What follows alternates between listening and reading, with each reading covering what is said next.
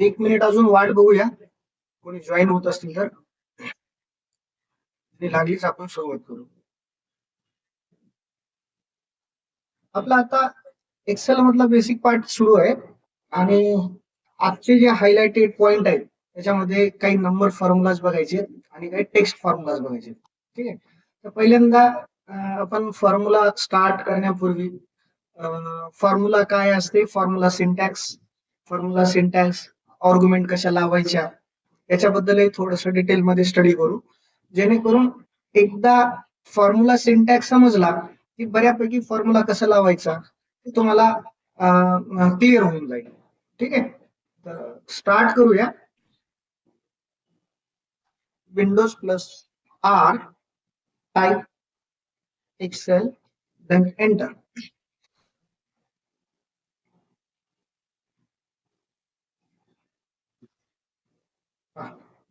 एक्सेलचा program आता open झालाय आणि आपण आता छोटासा डेटा प्रिपेअर करू. डेटा काय, डेटा गिवन नाहीये तर डेटा आपण क्रिएट करतो. ठीक आहे. स्क्रॅच पासून तुम्हाला या सगळ्या गोष्टी क्लिअर झाल्या पाहिजे, म्हणून मी जो डेटा गिवन आहे तो डेटा, त्या डेटावरती काम न करता मी अगदी सुरुवातीपासून डेटा सुरुवातीला क्रिएट करतोय आणि क्रिएट करता करता ज्या ज्या गोष्टी रिक्वायर्ड आहेत त्या गोष्टी तिथे तुम्हाला समजून सांगण्याचा प्रयत्न करतोय. ओके.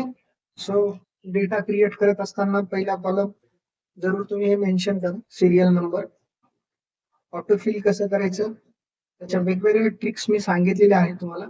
तर मी छोटासा डेटा प्रिपेअर करतो. आता ऑटोफिल करण्यासाठी Alt+H+F5S हे शॉर्टकट यूज करतो, देन एंटर करतो. डेटा आता आपल्याला 10 पर्यंतचा रेकॉर्ड क्रिएट करायचंय, म्हणून मी एक्स्ट्रा आलेला नंबर हटवून टाकतो. पुढे जाऊया. या ठिकाणी मला आता नेम ऑफ स्टुडंट अशा पद्धतीचा डेटा प्रिपेअर करायचा आहे. विद्यार्थ्याचे नाव मला या ठिकाणी मेन्शन करायचे. आता काय नाव असतील ते सगळे नाव मी मॅन्युअली टाईप करणार आहे. लाईक महेश काळे, रमेश गोरे, सोमेश आवे, दिनेश कोळे, सर्वेश शिंदे. अशा पद्धतीने आपण पूर्ण डेटा प्रिपेअर करून घेऊ सुरुवातीला.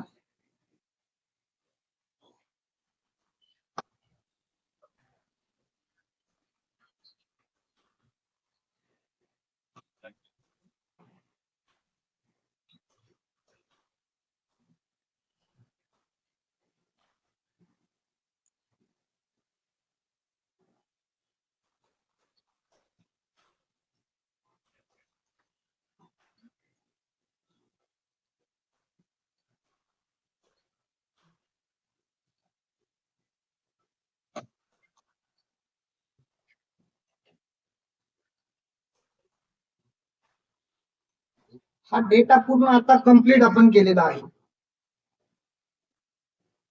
तर आता या डेटावरती आपल्याला काही टेक्स्ट फंक्शन लावायचे, ज्याच्यामुळे मी हा डेटा क्रिएट केलाय. तर टेक्स्ट फंक्शन लावण्याची रिक्वायरमेंट का लागते ते पण मी तुम्हाला क्लिअर करून सांगतो. पहिल्यांदा आपण त्या डेटाला ऑटो कम्प्लीट करूया. कॉलम बी मध्ये आपण डेटा प्रिपेअर केलाय नेम ऑफ स्टुडंट्स, आणि आता नेम ऑफ स्टुडंट्स मला कॉलम बी मध्ये ऍडजस्ट करायचंय. त्यासाठी कालच मी शॉर्टकट सांगितलं होतं, कंट्रोल स्पेस न आपण एंटायर कॉलमचं सिलेक्शन करतो. Control space, then Alt+H+O+I, auto fit column width. ठीक आहे. हे शॉर्टकट आहे, Alt+H+O+I, auto fit column width. ठीक आहे. आता बघा, असा डेटा तुम्ही प्रिपेअर केलाय आणि नंतर ती रिक्वायरमेंट चेंज होते. तुम्हाला कोणी नंतर सांगते की जे काही नावं तुम्ही टाईप केलेले आहे किंवा जो डेटा तुम्ही प्रिपेअर केलेला आहे ज्याच्यामध्ये नेम ऑफ स्टुडंट्स जिथे दिसतंय तो सगळ्याचे सगळा डेटा मला कॅपिटल लेटर मध्ये पाहिजे. तर त्या केसमध्ये आपल्याकडे असा कुठला ऑप्शन नाही आहे की डायरेक्ट जिथून आपण तो ऑप्शन अप्लाय केला की लगेच स्मॉल लेटर मधला टेक्स्ट कॅपिटल मध्ये कन्वर्ट होऊन जाईल.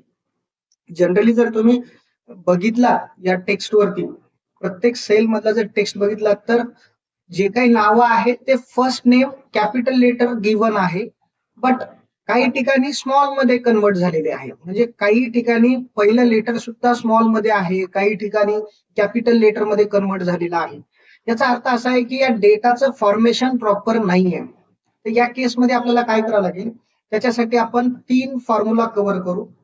That is upper function, then lower function and then proper function, then proper function. चल समजून घेऊ अप्पर फंक्शन काय काम करते. अप्पर फंक्शन हे टेक्स्ट फंक्शन आहे. अप्पर फंक्शन काय आहे, एक टेक्स्ट फंक्शन आहे आणि हे टेक्स्टवरच काम करते. अप्पर फंक्शन काय आहे, एक टेक्स्ट फंक्शन आहे आणि हे टेक्स्ट वरतीच काम करते. म्हणजे याचा नंबर सोबत कुठलंही इंटरॅक्शन होत नाही. याचा नंबर सोबत कुठलंही इंटरॅक्शन होत नाही. म्हणून अप्पर असेल, लोअर असेल आणि प्रॉपर असेल, याला कम्प्लीट टेक्स्ट फंक्शन असं म्हणतात. जेव्हा केव्हा फंक्शन कॅटेगरीचा विचार येईल त्यावेळेस तुम्हाला ही गोष्ट समजली पाहिजे की हे सर्वच्या सर्व काय तर टेक्स्ट फंक्शन आहे. ओके, तर आता टेक्स्टवर काम करणारे ते टेक्स्ट फंक्शन. थोडक्यात सांगायचं म्हणजे काय, टेक्स्टवर काम करण्यासाठी आपण काय करतो, टेक्स्ट फंक्शनचा वापर करतो. ठीक आहे, तर बारीबारीनं आपण बघूया की अप्पर फंक्शन कसं लावायचं आणि रिझल्ट कसा काढायचा. अप्पर फंक्शन वापरल्याच्या नंतर सुद्धा काही अडचण येऊ शकते का, ती स्टेप मी आता कम्प्लीट करून सांगतो. ओके, चल आता मला हा डेटा, जसं महेश काळे पहिलं नाव कॅपिटल लेटर मध्ये जर कन्वर्ट करायचं झालं तर मी एक फंक्शन या ठिकाणी अप्लाय करतो, दॅट इज अप्पर. आता कुठलंही फंक्शन घेण्यापूर्वी ते इनिशिएट करते इक्वल टू साईनने. म्हणजे तुम्हाला सुरुवातीला इक्वल टू जे साईन आहे ते द्यावं लागेल आणि त्यानंतर फंक्शन स्टार्ट करावं लागेल. ही गोष्ट लक्षात ठेवा. म्हणजे तुम्ही फॉर्म्युला स्वतःहून क्रिएट करत असाल किंवा प्री डिफाईन फॉर्म्युला असेल ज्याला आपण फंक्शन असं म्हणतो ते असेल तर तुम्हाला इक्वल टू साईन जरूर पहिल्यांदा प्रेस करावं लागेल. ही गोष्ट तुम्ही कायम लक्षात ठेवली पाहिजे. ओके, चल इक्वल टू अप्पर करा, UPPER अप्पर. आता हा फॉर्म्युला आपल्याला लावायचा आहे. म्हणजे या लिस्ट मध्ये जसं मी UPP टाईप करतो तर त्याच्यात तुम्हाला लिस्ट मध्ये, फॉर्म्युला लिस्ट मध्ये 2 असे फॉर्म्युलाज दिसत आहेत. त्याच्यापैकी आपला जो फॉर्म्युला आहे, सपोज मला खालचा फॉर्म्युला लावायचा असेल तर ॲरो कीच्या मदतीने मी खाली जाणार, वरचा फॉर्म्युला पाहिजे तर वरचा फॉर्म्युला घेणार. आता हा फॉर्म्युला ऍक्टिव्हेट करावा लागतो. हा फॉर्म्युला काय करावा लागतो, ऍक्टिव्हेट करावा लागतो. आता फॉर्म्युला ऍक्टिव्हेट कधी होतो, फॉर्म्युला ऍक्टिव्हेट होतो एक तर तुम्ही माऊसचं लेफ्ट बटन डबल क्लिक करा यावरती जाऊन, तेव्हा हा फॉर्म्युला ऍक्टिव्हेट होतो. अदरवाईज काय होईल, अदरवाईज तुम्ही टॅप बटन प्रेस करू शकता. आता चांगली प्रॅक्टिस काय, चांगली प्रॅक्टिस ही आहे की तुम्ही टॅप प्रेस केलं पाहिजे. टॅप प्रेस करा, फॉर्म्युला ऍक्टिव्ह होतो. आता फॉर्म्युला जसा ऍक्टिव्ह झाला तर तुमच्या लक्षात येत असेल की अप्पर नंतर ब्रॅकेट, ब्रॅकेट मध्ये जे काही दिसतं ज्याच्यामध्ये टेक्स्ट म्हणून टाईप केलेला आहे, तर टेक्स्ट हा तुमचा फॉर्म्युला सिंटॅक्स आहे. म्हणजे हा कम्प्लीट फॉर्म्युला सिंटॅक्स ज्याच्यामध्ये तुम्हाला आर्ग्युमेंट काय लावायचे, आर्ग्युमेंट लावायचे टेक्स्ट. म्हणजे हा फॉर्म्युला तुम्हाला काय मागते, काय मागते तर एखादा टेक्स्ट मागते, तर आपण त्याला टेक्स्ट देऊया. टेक्स्ट दिल्याच्या नंतर ब्रॅकेटला आपल्याला क्लोज करायचे. जरुरी आहे का ब्रॅकेटला क्लोज करणं, बऱ्याचदा आपण अशी प्रॅक्टिस करत असतो, कुठलाही फॉर्म्युला लावतो आणि शेवटी ब्रॅकेट क्लोज करत नाहीये. जर सिंगल आर्ग्युमेंट असेल तर ठीक आहे, ब्रॅकेट क्लोज करत नाही तरी सुद्धा आपल्याला रिझल्ट मिळतो. त्याचं कारण असं आहे की एक्सेल स्वतःहून तो ब्रॅकेट लावून टाकतो है ना. तर त्याला ते आपण काय म्हणतो, डेटा रिट्राईव्ह करतो, फॉर्म्युला रिट्राईव्ह करतो आणि स्वतःहून तो फॉर्म्युला लावतो, ब्रॅकेट क्लोज करून घेतो. ठीक आहे, तर बऱ्याच केसमध्ये असं होतं. पण चांगली प्रॅक्टिस काय आहे, तर चांगली प्रॅक्टिस आहे की जेव्हा आपल्याला ब्रॅकेट ओपन करायचं असतं, जेवढे ब्रॅकेट आपण ओपन केले तेवढे ब्रॅकेट क्लोज आहेत का हे आपण फॉर्म्युल्यामध्ये जरूर बघितलं पाहिजे. ठीक आहे, तर आपण आता अप्लाय करू हा फॉर्म्युला. एंटर बटन प्रेस करतो तर तुमच्या समोर रिझल्ट आहे की अप्पर फंक्शन लावल्यामुळे झालं काय की जे टेक्स्ट स्मॉल लेटर मध्ये किंवा वेगळ्या लेटर मध्ये होते ते सर्वच्या सर्व आता कॅपिटल लेटर मध्ये तुम्हाला दिसत आहेत. ठीक आहे, आणि एक महत्वाची गोष्ट तुम्ही हे पण लक्षात ठेवा की आता आपण C3 मध्ये म्हणजे हा थर्ड रो आहे आणि C कॉलम आहे, याच्यामध्ये जो काही समजा आपण फॉर्म्युला लावलाय तो टेक्स्ट जरी दिसत असेल तरी त्याला आपण फॉर्म्युला टेक्स्ट म्हणतो. ठीक आहे, त्याची व्हॅल्यू जे आहे ते फॉर्म्युला व्हॅल्यू आहे. हे कसं ते पुढे तुम्हाला समजून सांगेल. ओके, तर आता हा फॉर्म्युला तुम्हाला प्रत्येक सेल मध्ये लावण्याची आवश्यकता नाहीये. जसं की आता परत एका ठिकाणी तो वर्क करतोय म्हणून मी पुन्हा एकदा इज इक्वल टू अप्पर, ठीक आहे, आणि परत एकदा टेक्स्ट त्याला द्यायचा, ब्रॅकेट क्लोज करायचं आणि एंटर करायचं. आता हे प्रॅक्टिस होण्यासाठी तुम्ही जरूर करा, म्हणजे तुम्हाला फॉर्म्युला लक्षात ठेवण्याची गरज पडत नाहीये. जर तुम्ही 10 वेळेस हा फॉर्म्युला कंटिन्यू जर लावला, सुरुवातीला असं केलं तर फार चांगलं होईल. 10 वेळेस जर असा कंटिन्यू तुम्ही फॉर्म्युला लावला तर तो फॉर्म्युला तुमचा कम्प्लीट पाठच होऊन जाईल. तुम्हाला पुन्हा पुन्हा ते लक्षात ठेवण्याची गरज पडणार नाही. आणि मी तुम्हाला जरूर सांगेन, अप्पर असेल, लोअर असेल किंवा प्रॉपर असेल, हा फॉर्म्युला कायमस्वरूपी तुमच्या सोबत असणार आहे. खूप ठिकाणी त्याची मदत तुम्हाला घ्यावी लागणार आहे. जेव्हा नेस्टेड करायचंय तेव्हा सुद्धा त्याची गरज पडू शकते, किंवा डेटा क्लिनिंग साठी सुद्धा अप्पर फंक्शन, लोअर फंक्शन आणि प्रॉपर फंक्शनची गरज पडू शकते. म्हणून आता जे जे तुम्ही शिकताय ते अगदी काळजीपूर्वक समजून घ्या, फॉर्म्युला समजून घ्या, सिंटॅक्स समजून घ्या आणि आर्ग्युमेंट आपण काय लावत आहोत ते सुद्धा समजून घ्या. ठीक आहे, तर असं तुम्ही वन बाय वन फॉर्म्युला लावून त्याची सुंदर प्रॅक्टिस करू शकता. अदरवाईज तुम्हाला दुसरा ऑप्शन आहे की एखादा फॉर्म्युला वर अप्लाय केला असेल आणि खालच्या डायरेक्शन मध्ये म्हणजे खालच्या रेंज मध्ये जर तो फॉर्म्युला तुम्हाला जसाच्या तसा कॉपी करायचा असेल तर काल शॉर्टकट मी तुम्हाला सांगितलं होतं, that is control D. Control D, ठीक आहे. तर फॉर्म्युला कॉपी झाला, आपलं काम झालं. आता हीच केस आपल्याला दुसऱ्या फॉर्म्युलासाठी करायची आहे, that is lower case. Lower case कसं काम करते ते आपण बघू. फर्स्ट ऑफ ऑल पुन्हा एकदा याचं ऍडजस्टमेंट करतो. कंट्रोल स्पेस ऑल्ट HOI, ठीक आहे. फॉर काल मी तुम्हाला शॉर्टकट लिहून दिले, जरूर त्याची प्रॅक्टिस करा. आता घ्या लोअर. आता लोअर फंक्शन कसं काम करते पहा, किती सिंपल आहे. इक्वल टू लोअर, है ना. आता फॉर्म्युला ऍक्टिव्हेट करण्यासाठी आपण काय केलं पाहिजे, तर टॅब बटन प्रेस केलं पाहिजे. कीबोर्ड वरती कॅप्स लॉकच्या वरती लेफ्ट टॉप साइडला टॅब नावाचं बटन दिसते, ज्याची स्पेलिंग आहे TAB. त्याला प्रेस करायचं. जसं तुम्ही प्रेस कराल तर फॉर्म्युला ऍक्टिव्हेट होतो आणि त्याच्यामध्ये जे आर्ग्युमेंट तुम्हाला विचारले की त्याला द्यायचंय ते टेक्स्ट. चला आपण मग टेक्स्ट देऊ. टेक्स्ट देण्यासाठी माऊसनं क्लिक करण्याशिवाय तुमच्याकडे दुसरा पर्याय उरतो, लेफ्ट एरो कीचा वापर करा. आपण डायरेक्ट C3 मध्ये पोहोचलो. ठीक आहे, C3 मध्ये पोहोचलो. ब्रॅकेट क्लोज करा, ब्रॅकेट क्लोज करा आणि नंतर एंटर करा. ठीक आहे, जसं फॉर्म्युला सांगते की लोअर म्हणजे काय होतं, की जे काही टेक्स्ट असेल ते तुमचा सगळंच सगळं टेक्स्ट स्मॉल लेटर मध्ये कन्वर्ट करून देतो. लोअर फंक्शन किंवा लोअर फॉर्म्युला काय करतो, कुठल्याही लेटर मध्ये असलेला टेक्स्ट स्मॉल लेटर मध्ये तो कन्वर्ट करून देतो, जस्ट लाईक. ओके, पुन्हा एकदा आपण याला ऍडजस्टमेंट करूया. Control space alt HOI. Okay, ह्या दोन गोष्टी झाल्या, अप्पर अँड लोअर. आता प्रॉपर एक तेवढंच महत्वाचं आहे पण, आणि आपण जनरली डेटा प्रिपेअर करत असताना प्रॉपर केस मध्ये करत असतो आणि त्याच्यामध्ये काही चुका होत असतात. करताना आपण करतो प्रॉपर केस मध्ये, पण कुठंतरी ते कॅपिटलच्या ऐवजी स्मॉल होऊन जातं आणि स्मॉलच्या ऐवजी कॅपिटल होऊन जातं. तर त्या केसमध्ये काय करू आपण, आता आपण प्रॉपर फंक्शन लावूया. Equal to PROPER. ठीक आहे, तर प्रॉपर फॉर्म्युला ऍक्टिव्हेट करण्यासाठी टॅब, देन डायरेक्ट तुम्ही लेफ्ट एरो कीचा वापर करा. तुम्हाला टार्गेट सेल पर्यंत पोहोचता येते. ते तुमचा टेक्स्ट आर्ग्युमेंट असेल. ब्रॅकेट क्लोज करा, देन एंटर करा.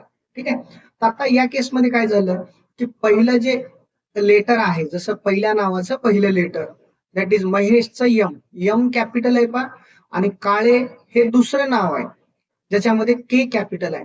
म्हणजे काय करते, प्रत्येक शब्दाचं पहिलं लेटर जे आहे ते कॅपिटल होते, ज्याला कॅपिटलाइज ईच वर्ड म्हणतो आपण. तेच काम प्रॉपर फंक्शन करते. ठीक आहे, तर हे डेटा फॉर्मेशन मध्ये एक प्रॉपर डेटा ज्यावेळेस आपण प्रिपेअर करतो, क्रिएट करतो, त्यावेळेस जनरली आपण प्रॉपर केसचा वापर करतो. रिक्वायरमेंट वेगवेगळी असू शकते, तुम्ही सिच्युएशन बघून वेगवेगळा फॉर्म्युला वेगवेगळ्या ठिकाणी चालू शकता, अप्लाय करू शकता. चला, तर हा फॉर्म्युला पुन्हा खालच्या दिशेने आपल्याला काय करायचंय, कॉपी करायचंय. त्याचं शॉर्टकट आहे Ctrl+D. लक्षात आलंय तुमच्या? Ctrl+D. ओके. तर आता मला काय करायचंय की हा डेटा प्रिपेअर करत असताना प्रॉपर केसच्या मदतीनं जिथं कुठं स्मॉल लेटर मध्ये डेटा होता, जसं इनिशियल लेटर, आता या ठिकाणी जर बघितलं तर एम लेटर मला कॅपिटल मध्ये पाहिजे होतं, जे प्रॉपर केसमुळे काय झालं, कॅपिटल लेटर मध्ये कन्वर्ट झालं. आकाशचं ए कॅपिटल पाहिजे होतं, जे प्रॉपर केसमुळे काय झालं, या ठिकाणी कॅपिटल लेटर मध्ये कन्वर्ट झालं. ऑल्सो पाटीलचं पी. ठीक आहे. तर म्हणजे हा माझा डेटा जो आहे तो आता प्रॉपर आहे. मग आता मला या सर्व गोष्टीची गरज नाही. कुठल्या कुठल्या, कॉलम बी मध्ये जो डेटा आहे, कॉलम सी मध्ये जो डेटा आहे आणि कॉलम डी मध्ये जो डेटा आहे, या तिन्ही गोष्टीची आवश्यकता सध्या तरी नाहीये. म्हणून मी काय करतो, हे तिन्हीचे तिन्ही रेकॉर्ड कॉलम सहित डिलीट करतो. आता कॉलम सहित डिलीट करणं म्हणजे काय, बघा आता काय होतं की जर तुम्ही समजा एखादा डेटाचं सिलेक्शन केला आणि डेटाचं सिलेक्शन करून जर तुम्ही फक्त डिलीट बटन प्रेस केलात तर काय होतं, तर फक्त रेकॉर्ड डिलीट होतात, तिथले रेकॉर्ड डिलीट होतात. पण जेव्हा तुम्ही कॉलमचं सिलेक्शन करून कंट्रोल मायनस कराल तर रेकॉर्ड सोबत कॉलम सुद्धा डिलीट होतात. दोन गोष्टी लक्षात ठेवा. आपल्याला नेमकं ह्यामधनं डिलीट काय करायचंय, पूर्ण रेकॉर्ड डिलीट करायचंय का कॉलम सहित रेकॉर्ड डिलीट करायचंय. जर तुम्हाला कॉलमच नाही पाहिजे तर तुम्ही कॉलम डिलीट करा. मग आता कॉलम डिलीट, आता आपल्याला कॉलम पण नाही पाहिजे आणि रेकॉर्ड पण नाही पाहिजे. त्या केसमध्ये कुठले कॉलम नाही पाहिजे हे पहिलं स्पेसिफाय करा. जसे की मला आता कॉलम बी नाही पाहिजे, तर कंट्रोल स्पेसच्या मदतीनं एंटायर कॉलम सिलेक्ट करतो. शिफ्ट अँड राईट ॲरो कीच्या मदतीनं बाकीचे इतर काही कॉलम सिलेक्ट करतो आणि हा संपूर्ण रेकॉर्ड विथ कॉलम मला या ठिकाणाहून डिलीट करायचंय. तर त्यासाठी जे शॉर्टकट आहे त्याला आपण काय म्हणतो, कंट्रोल मायनस. ठीक आहे. कॉलम तर डिलीट झाले, पण जो डेटा मला पाहिजे होता तो डेटा नाही मिळाला, त्या ठिकाणी एरर आला. ठीक आहे. आता ही अडचण, एक कॉमन अडचण तुमच्यासाठी होऊन बसते की सर जो डेटा मला पाहिजे होता तो डेटा तर नाही मिळाला, त्या ठिकाणी तर एरर आलं. मी तर फॉर्म्युला लावून डेटा क्लीन केला होता, प्रॉपर वेनं मी डेटा प्रिपेअर केला होता, पण तो डेटा आम्ही गायब केला आणि झालं काय, तर जो डेटा आहे त्या डेटावरती एरर आला. मग काय करायचं या केसमध्ये, पहिल्यांदा आपण हे समजून घेतलं पाहिजे की जर समजा मी काही डेटा ज्यावेळेस डिलीट करतो तर या डेटावरती त्याचा प्रभाव होतो, म्हणजे याच्यासोबत त्याचं काही कनेक्शन आहे का हे आपण समजून घेऊ. येस, कनेक्शन आहे. कनेक्शन कसं आहे ते मी सांगतो. जसं फॉर एक्झाम्पल आता पहा, C3 म्हणजे जर मी या D3 चा जर विचार केला तर D3 मध्ये आर्ग्युमेंट जे दिलेली आहे ते C3 ची दिलेली आहे. म्हणजे हा डेटा डिपेंडेंट आहे C3 वरती. जर C3 मध्ये काही बदल झाला तर डेफिनेटली याच्यामध्ये सुद्धा बदल होणार आहे. सपोज C3 मधलं एखादं लेटर जरी मी कमी जास्त केलो तरी त्याच्यामध्ये तो प्रभाव दिसून येईल. म्हणजे काय, तर याला आपण काय म्हणतो, याला आपण cross reference, relative reference, absolute reference, अशा काही गोष्टी आपल्याला पुढच्या क्लासमध्ये समजून घ्यायचे. पहिल्यांदा आपल्याला हे समजून घ्यायचे की ज्या काही ह्या टेक्स्ट व्हॅल्यूज आहेत त्या मॅन्युअली टाईप केलेल्या नाही आहेत, ह्या फॉर्म्युला लावून आणलेल्या व्हॅल्यूज आहेत. आणि फॉर्म्युला जो आहे त्याच्यासाठी आर्ग्युमेंट लागते, कुठल्या तरी सेलनं तो डेटा आणलेला असतो आणि त्या सेलमध्ये जर काही बदल झाले तर डेफिनेटली त्याचा प्रभाव याच्यावरती पडतो. त्याला आपण ट्रेस डिपेंडंट आणि ट्रेस प्रेसिडेंट असं म्हणतो. त्याची प्रेसिडेन्सी कोणाकडे आहे आणि त्याची डिपेंडन्सी कोणावर आहे, या दोन गोष्टी आपल्याला पुढे चालून समजून घ्यायचे. सध्या तरी मला हे म्हणायचंय की जो फॉर्म्युला आहे त्याला आपण सिंपल व्हॅल्यू ज्या आहेत त्याच्यात फिक्स करू शकतो. त्यासाठी काय करायचं त्याची एक ट्रिक मी तुम्हाला या ठिकाणी सांगतो. चला, ज्या व्हॅल्यू आपल्याला फिक्स करायच्या ऍज अ टेक्स्ट किंवा व्हॅल्यू म्हणून त्या सर्व रेंजला सिलेक्ट करा, कंट्रोल सी करा. कंट्रोल सी ने डेटा कॉपी होतो. आता पेस्ट करताना आपल्याला दुसऱ्या लोकेशनची अजिबात आवश्यकता नाहीये, त्याच ठिकाणी तुम्हाला तो डेटा पेस्ट करता येतो. कसा पेस्ट करायचा आहे, तर कंट्रोल व्ही म्हणून पेस्ट नाही करायचा. जर तुम्ही कंट्रोल व्ही म्हणून पेस्ट कराल तर काय होईल, तर तीच गोष्ट पुन्हा होईल, कॉपी अँड पेस्ट. ठीक आहे, ऍज इट इज. ओके, पण आपल्याला as it is data copy नाही करायचंय. काय करायचंय? Control alter V. Control alter V. या ठिकाणी एक डायलॉग बॉक्स अपियर झाला, ज्याचं नाव आहे पेस्ट स्पेशल. दिसतंय? Paste special. त्याच्यामध्ये सगळ्या गोष्टी आपल्याला पुढे चालून पाहायचे. सध्या तरी आपल्याला व्हॅल्यू म्हणून घ्यायचंय, म्हणजे जी फॉर्म्युला व्हॅल्यू होती त्याला आपल्याला फिक्स करायचंय ऍज अ व्हॅल्यू म्हणून. ओके करा. आता तुम्ही हा डेटा डिलीट करा कंट्रोल मायनसच्या मदतीने. तुमच्या तयार केलेल्या प्रॉपर केसच्या फॉर्म्युल्यावरती किंवा त्या डेटावरती कुठलाही प्रभाव दिसून येणार नाही. तो आता स्वतंत्र व्हॅल्यू म्हणून काम करत आहे. ओके, बस आता तुम्ही त्याला टायटल देऊ शकता, नेम ऑफ स्टुडंट.